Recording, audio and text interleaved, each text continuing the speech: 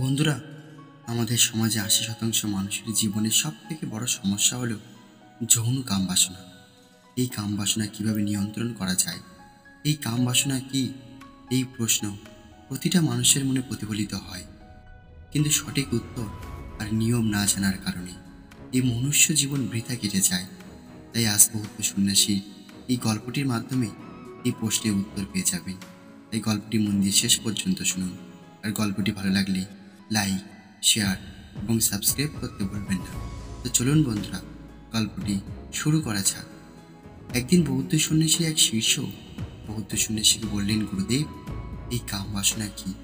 আর এই কাম বাসনা থেকে আমরা কিভাবে মুক্তি পেতে পারি? শিষ্যের এই কথা শুনে বৌদ্ধ সন্ন্যাসী বললেন, আজ আমি তোমাকে একটি গল্প শোনাবো, আর এই গল্পটির মাধ্যমে তুমি তোমার প্রশ্নের উত্তর পেয়ে যাবে। এই গল্পটি মন দিয়ে শেষ পর্যন্ত শোনো। এই বলে বৌদ্ধ সন্ন্যাসী গল্প বলতে লাগলেন। আমরা যদি কাম বাসনার বিস্তর গভীরে বিচার বিবেচনা করি, তাহলে দেখব যে কাম শব্দটির প্রকৃত অর্থ প্রবল ইচ্ছা বা মানুষের চেতনাকে গভীর অন্ধকারে নিয়ে যায়। আর এই কাম যদি যৌনতা নিয়ে হয়, তবে তা এই মানব শরীর আর জীবনকে বিষের মতন শেষ করে দেয়। এই বিশ্বব্রহ্মাণ্ডের প্রাণ শক্তির প্রকৃত আধার হলো বীর্য। বীর্য শক্তি আছে বলেই এই প্রাণ শক্তি আছে। একটা প্রশ্ন আমাদের মনে হয়, এই পৃথিবীর সকল সাধুসন্ত যোগী ঋষি মহাপুরুষরা সাধনার পরে যখন বোধিলাভ করেন, যখন প্রজ্ঞাবান হন, যখন ব্রহ্মচারী হয়ে যান, তখন কি তারা নপুংসক হয়ে যান? নাহলে কিভাবে সম্ভব হয় এই শরীর ও মনের তীব্র যৌন কাম বাসনা একেবারে নিজের নিয়ন্ত্রণে নিয়ে আসা, অথবা সম্পূর্ণভাবে সেই আদি রোগ থেকে মুক্তি পাওয়া? আরও একটা প্রশ্ন নিশ্চয়ই তোমার মনেও এসেছে, যে যৌনতা আমাদের শরীরের স্বাভাবিক একটি বিষয়। এই কাম বাসনা যদি পাপ হয়, তাহলে আমাদের এই শরীর যিনি বানিয়েছেন সেই ঈশ্বর মহাপাপী। কারণ পাপ কর্ম যে সৃষ্টি করে সেও তো পাপ। তাহলে কেন এই যৌন কাম বাসনা নিয়ন্ত্রণ করব আমরা? কেন ব্রহ্মচর্য পালন করব আমরা? কেন আমরা এই শরীরের বীর্য রক্ষা করব? মহাত্মা গৌতম বুদ্ধ তার সকল শিষ্যদের অনেকবার বলেছেন, আমি কামাতুর বিষয়ে অন্যায় কাজ থেকে বিরত থাকার প্রশিক্ষণ গ্রহণ করি। আমরা একটা পুরনো শরীর নিয়ে জন্মগ্রহণ করেছি। এই শরীর তো যৌন কাম বাসনা থাকবেই, এটাই স্বাভাবিক। কাম কোনো অপ্রাকৃতিক স্বভাব নয়, কিন্তু যৌন কামের প্রভাবে নিজেকে এই রিপুর কাছে সমর্পণ করা, অনিয়ন্ত্রিত কাম কল্পনা আর একাধিক সঙ্গিনীর সাথে যৌন সম্পর্ক তৈরি করাও শরীর থেকে বীর্যকরণ করা মহাপাপ। এই কর্মফলে মানুষ নিজেকে কোনোদিন জানতে পারে না, নিজের প্রাণ শক্তি অনুভব করতে পারে না, আধ্যাত্মিক চেতনার প্রাথমিক স্তরে পৌঁছাতে পারে না, অলস ক্লান্ত রোগগ্রস্ত হয়ে অভিশপ্ত জীবন কাটায়। তোমরা একমাত্র বজ্রযান কুণ্ডলিনী অনুশীলন করো, যার দ্বারা এই মন যৌন কাম বাসনা থেকে মুক্তি পাবে, অটুত অখণ্ড ব্রহ্মচর্য পালন করতে পারবে। ধ্যান মার্গে ব্রহ্মচর্য অত্যন্ত প্রয়োজন। অষ্টাঙ্গ যোগের প্রথম মার্গ হল জমাদি পালন। ব্রহ্মচর্য ছাড়া মন একাগ্র করা সম্ভব না। মহাত্মা বুদ্ধের এই নীতি আদর্শ আজও প্রতিটি বৌদ্ধ সন্ন্যাসী মেনে চলেন। তারা মনে প্রাণে বিশ্বাস করেন যে এক ফোঁটা বীর্য নষ্ট বুদ্ধ হত্যার সমতুল্য। একদা গৌতম বুদ্ধের ধর্ম উপদেশ সভায় একটি যুবক বুদ্ধকে প্রণাম জানিয়ে সামনে বসল। প্রবচন শেষে সকল শিষ্য নগরবাসী চলে যাওয়ার পরে বুদ্ধ দেখলেন এক তরুণ যুবক সামনে আসনে তখনও বসে আছে। মহাত্মা বুদ্ধ ভীষণ স্নেহের সাথে বললেন, হে যুবক, তুমি কি কিছু বলতে চাও? যুবকটি বুদ্ধকে পুনরায় প্রণাম জানিয়ে বলল, হে মহান বুদ্ধ, আমি শুনেছি আপনি সত্যিকারের জ্ঞানী ও প্রজ্ঞাবান একজন। আমি আপনার কাছে এসেছি একটি বড় সমস্যা নিয়ে। আমি সংসারে থাকি, আমি ব্রহ্মচারী হতে চাই। কয়েক বছর যাবৎ ব্রহ্মচর্য অনুশীলন করছি, কিন্তু কাম আকাঙ্ক্ষার কাছে আমি হেরে যাই। মাঝে মাঝে কল্পনায় কেন জানি না নগ্ন রমণীর শরীর চলে আসে। এমনও হয় যেন আমি আমার কামুক ভাবের প্রকোপে পড়ে নিজের ইচ্ছার বিরুদ্ধেই প্রাণশক্তি বিনাশ ঘটিয়েছি কয়েকবার। হে গুরুদেব, আপনি আমাকে মার্গদর্শন করান। আমি এই যৌন কাম বাসনা থেকে মুক্তি পেতে চাই, সত্যিকারের বীর্যবান হতে চাই, সম্পূর্ণরূপে ব্রহ্মচারী হতে চাই। মহাত্মা গৌতম বুদ্ধ মৃদু হেসে বললেন, হে যুবক, তুমি আগে তোমার নিজের মনকে ব্রহ্মচারী করো, বাকিটা সব এমনিতেই হয়ে যাবে। যুবকটি বলল, গুরুদেব, আমি বুঝলাম না। মহাত্মা বুদ্ধ বললেন, তুমি আগামীকাল সকালে এসো, আমি তোমাকে তোমার প্রশ্নের কাছে পাঠাবো। তোমার উত্তর সেখানে অপেক্ষা করছি। যুবকটি কিছু না বুঝেই বুদ্ধকে প্রণাম জানিয়ে বিদায় নিল। পরের দিন খুব সকালে যুবকটি এসে বুদ্ধের সম্মুখে দাঁড়ালো। বুদ্ধ মৃদু হেসে বললেন, তুমি এখান থেকে সোজা উত্তর দিকে গেলে এক নগর পাবে। সেখানে প্রথমেই পতিতাপল্লী আছে। তুমি সেখানে আজকের দিনটি থাকবে। আশা করি তোমার প্রশ্নের উত্তর তুমি পেয়ে যাবে। বুদ্ধের কথা মতন সেই যুবক চলল সেই নগরের উদ্দেশ্যে একা একা। পথে চলার সময় মনের ভিতরে অনেক প্রশ্ন জাগছিল তার। কেন মহাত্মা বুদ্ধ আমাকে বেশ্যাদের কাছে পাঠালেন? যাদের থেকে সর্বদা দূরে থাকা উচিত তাদের কাছে কেন আমাকে পাঠালেন? দুপুরে সেই পতিতাপল্লীতে পৌঁছে সে দেখল শত শত অতি সুন্দরী রমণী চারিদিকে দেহপসার সাজিয়ে বসে আছে। বিভিন্ন বয়সের পুরুষরা তাদের সাথে কথা বলছে এবং তাদের কুটিরে প্রবেশ করছে। সেই যুবক ঘুরে ঘুরে দেখতে লাগলো সেই পতিতাপল্লীর জীবনযাপন। নিজেকে খুব চঞ্চল মনে হচ্ছিল।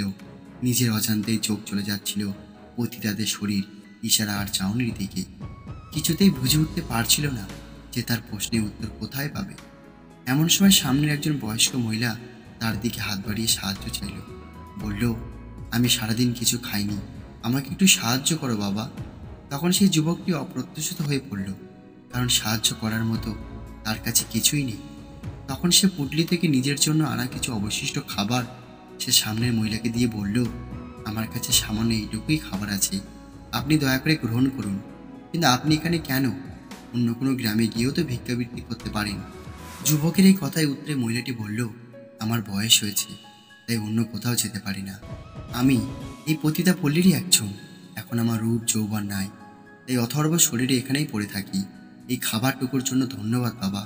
সেই যুবকটি সেখানে দাঁড়িয়ে না থেকে সোজা রওনা দিল গৌতম বুদ্ধের উদ্দেশ্যে। সন্ধ্যায় প্রবচন সবাই শেষে বুদ্ধকে প্রণাম জানিয়ে সামনে বসল সে। মহাত্মা গৌতম বুদ্ধ খুব শান্তভাবে বললেন, হে যুবক, তোমার প্রশ্নের উত্তর পেয়েছ? যুবকটি বলল, হ্যাঁ গুরুদেব, আমি আজ জেনেছি এই কাম বাসনা সবটাই একটা নির্দিষ্ট সময়ের জন্য এই শরীরে থাকে। সময়ের সাথে তা চলে যায়। আমি বুঝেছি কামের আকাঙ্ক্ষায় সৃষ্টি হয় আমাদের দৃষ্টি থেকে, তাই চোখকে লাগাম দেওয়া উচিত। মহাত্মা বুদ্ধ একটু হাসলেন, তারপরে বললেন, তোমার উপলব্ধি সম্পূর্ণ ভুল। তবে কি দৃষ্টিহীন মানুষের কাম আকাঙ্ক্ষা থাকে না? যুবকটি মাথা নিচু করে দাঁড়িয়ে থাকলো। মহাত্মা বুদ্ধ বললেন, আগামীকাল সকালে আবারও তুমি পতিতাপল্লীতেই যাও, সেখানেই তোমার উত্তর আছে। পরের দিন সকালে সেই যুবক রওনা দিল সেই পতিতাপল্লীর উদ্দেশ্যে। দুপুরে সেখানে পৌঁছালো। সে সূর্যের প্রখর তাপে গলা শুকিয়ে গিয়েছে। একটু জলের জন্য এদিক সেদিক ঘুরতে লাগলো। চারিদিকে সুন্দরী বেশ্যা রমণী দাঁড়িয়ে আছে, কিন্তু জল কোথায়? অবশেষে দেখতে পেল একটি কুটিরের সামনে কয়েকটি ভর্তি জলের কলসি। যুবকটি সেই কলসি দিকে এগিয়ে যেতেই কুটির থেকে বেরিয়ে এলো একজন অতীব সুন্দরী মহিলা। যুবকটি বলল, মা, আমাকে একটু জল দেবেন? প্রখর রোদে গলা শুকিয়ে কাঠ হয়ে গিয়েছে। মহিলাটি পরম স্নেহের সাথে একটি পাত্রে জল ও কয়েকটি ফল নিয়ে এলো। জল খেয়ে যুবকটি বলল, আপনাকে ধন্যবাদ মা। তখন মহিলাটি যুবককে বলল, এই প্রথম কেউ আমাকে মা বলে ডাকলো। আমি পেশায় একজন বেশ্যা, তাই সকল মানুষ খুবই অবহেলায় আমাকে সম্বোধন করে। দয়া করে তুমি আরও একবার আমাকে মা বলে ডাকো। যুবকটি দেখল মহিলাটি খুবই আবেগের সাথে তার দিকে এক দৃষ্টিতে তাকিয়ে আছে। তার চোখ দিয়ে মায়াবী জল গড়িয়ে পড়ছে। তখন যুবকটি আবারও একবার উচ্চারণ করল, মা। মহিলাটি একেবারে পরম মাতৃ স্নেহে যুবকটিকে জড়িয়ে শিশুসুলভ আদর করতে করতে বলল, এই প্রখর রৌদ্রে তুমি এখানে কি করছো বাবা? যুবকটি বলল, মা, এখানে আমাকে মহাত্মা বুদ্ধ পাঠিয়েছে আমার মনের কিছু প্রশ্নের উত্তর পাবো বলে। মহিলাটি বলল, কি সেই প্রশ্ন? যুবকটি খুব শান্তভাবে বলল, আমি উত্তর পেয়ে গিয়েছি। যুবকটি এবারে মহিলাটির পা ছুঁয়ে প্রণাম করে বলল, মা, আমি আসছি। আমি বুঝে গিয়েছি ভগবান বুদ্ধ হয়তো আপনার কাছেই আমাকে পাঠিয়েছিলেন। যুবকটি নিজেও জানে না মাতৃ পরশে কেন তার চোখেও জল চলে এলো। সন্ধ্যায় প্রবচন সবাই মহাত্মা বুদ্ধকে প্রণাম জানিয়ে যুবকটির সামনে বসল। মহাত্মা বুদ্ধ বললেন, তুমি কি পেয়েছো? যুবকটি বলল, হ্যাঁ গুরুদেব, আপনার অশেষ কৃপায় আমি আমার প্রশ্নের উত্তর পেয়েছি। আমি আজ বুঝেছি আমাদের যৌন কামবাসনা নিয়ন্ত্রণ করে এই শরীর নয়, নিয়ন্ত্রণ করে এই মন। এই মনকে যদি ব্রহ্মচারী করা হয় তবে আমি অতি অবশ্যই কামবাসনা থেকে মুক্তি পাব আর অটল বীর্যবান হয়ে উঠব।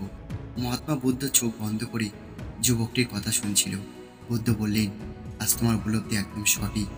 আমরা মনুষ্য জাতি ভ্রান্ত ধারণায় যৌন কাম বাসনাকে নিয়ন্ত্রণ করতে চায়, ব্রহ্মচারী হতে চায়। এই দুনিয়ায় আধ্যাত্মিক শক্তির পরে যদি কোনো শক্তি থাকে তা হলো কাম শক্তি। তাই এই শক্তির সাথে লড়াই করতে যাওয়া একদম অযর্থ। আমাদের আরও গভীরে বিবেচনা করতে হবে। এই যৌন আকাঙ্ক্ষা আর কামাতুর স্বভাবের উৎপত্তি স্থল আমাদের মন। তাই নিজের মনকে যদি নিয়ন্ত্রণ করা যায় তবে অতি অবশ্যই কাম নিয়ন্ত্রণ হবে। আর কাম নিয়ন্ত্রণ মানে সদা বীর্যবান, আর সদা বীর্যবান মানেই আজীবন ব্রহ্মচর্য। তখন যুবকটি শ্রদ্ধেয়র সাথে প্রশ্ন করে বলল, গুরুদেব, এই মন নিয়ন্ত্রণ করার সঠিক মার্গ আমাকে বলুন। গুরুদেব মহাত্মা বুদ্ধ বললেন, মনকে আমরা নিয়ন্ত্রণ করতে পারি না, বরং কিছু অনুশীলন করতে পারি যাতে এই মন স্বাভাবিকভাবেই আপনা থেকে নিয়ন্ত্রিত হয়ে যায়। ব্রজযান কুণ্ডলিনী অনুশীলন করো। যুবকটি বলল, গুরুদেব কৃপা করুন, ব্রজযান কুণ্ডলিনী সম্বন্ধে আমাকে বলুন। ভগবান বুদ্ধ বললেন, শুধুমাত্র যৌন আকাঙ্ক্ষা আর কাম বাসনা থেকে মুক্তি পেলেই হবে না, তোমাকে মুক্তি পেতে হবে এই জাগতিক কষ্ট আর জন্মান্তর থেকে। ব্রজযান কুণ্ডলিনী অনুশীলনের জন্য অষ্টাঙ্গিক মার্গ মেনে চলতে হবে। শ্বাস প্রশ্বাসের গতিবিধি এবং সম্মুখ আহার পদ্ধতি, এই সকল অনুশীলন একত্রে ব্রজযান কুণ্ডলিনী। এই সকল অনুশীলনের মাধ্যমে যে কেউ পরম ধ্যান মার্গে বিচরণ করতে পারে। সেখানে কোনো কাম বাসনা নেই, সেখানে কোনো দুঃখ নেই, সেখানে কোনো জন্ম মৃত্যু নেই, আছে শুধু এই প্রাণ শক্তি, প্রেমের পরম শান্তি। যুবকটি গৌতম বুদ্ধকে প্রণাম জানিয়ে বলল, হে গুরুদেব, আমার আজ নতুন জন্ম হলো, দয়া করে আপনার পদতলে আমাকে একটি স্থান দিন, আমি ধ্যান মার্গে বিচরণ করতে চাই। তো বন্ধুরা, এই যুবকটির নাম ছিল নিকাম্ব। নিকাম্ব পরম ধ্যান মার্গে বিচরণ করে পরবর্তীকালে বৌদ্ধের সঙ্গে অন্যতম ভান্তে সন্ন্যাসী হয়ে ওঠেন। গৌতম বুদ্ধ তার নাম রেখেছিলেন ধম্ম নিকাম্বে ভান্তে, যার দ্বারা দক্ষিণ চীন দেশে লক্ষ লক্ষ মানুষ তাদের জীবনের সঠিক দিশা খুঁজে পেয়ে পরম শান্তিময় জীবনযাপন করছিল। ধম্ম নিকাম্বে ভান্তে চীন দেশের ইতিহাসের প্রসিদ্ধ বৌদ্ধ সন্ন্যাসী হিসেবে আজও পরিচিত। তো বন্ধুরা, আশা করি এই ছোট্ট গল্পটি থেকে আপনি কিছু শিখতে পেরেছেন। আর আপনি যেটুকুই শিখেছেন তা কমেন্ট করে অবশ্যই আমাদের জানাবেন। আর গল্পটি ভালো লাগলে লাইক, শেয়ার এবং সাবস্ক্রাইব করতে ভুলবেন না। আর গল্পটি শেষ পর্যন্ত শোনার জন্য আপনাদের অসংখ্য ধন্যবাদ জানাই।